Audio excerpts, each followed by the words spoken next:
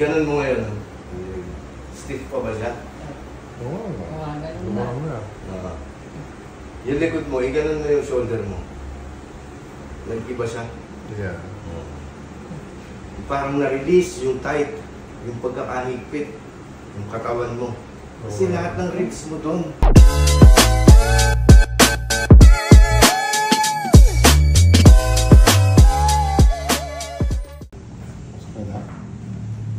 Sama ka naman.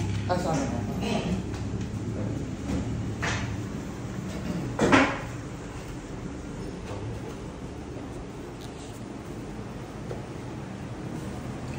Po ka doon. Ano pangalan mo? Juan, pero nickname ko, John Canlas. John Canlas. Yeah. Ilan taon na po kayo? 66. Saan po kayo galing?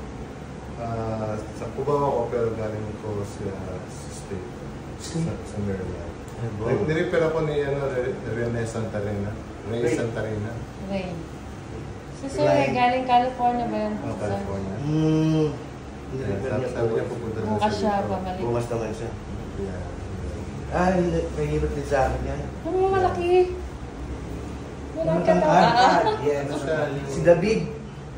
Hindi. Ray. Santarina yun. Santarena, ano siya, mekaniko siya ng airline. Aeroplano. Ay, oo.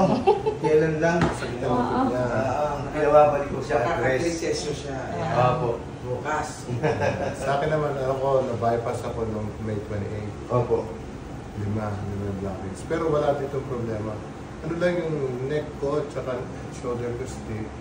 Tapos paggabi pa, itong kaliwa ko may meniscus ako surgery. Noon parang matagal na. Parang nilarayo ba siya? Ang payo ko sa inyo. Sa kanya yung likod niya kasi parating malas masakit. Opo. Ang payo. That's it.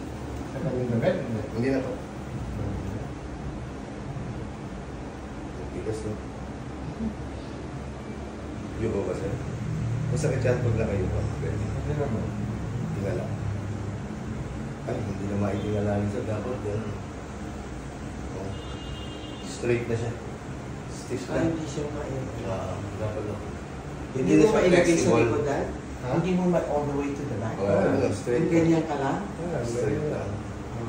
Dapat yan. Okay. Sorry lang. Tigas na. Ilang taon na po kayo?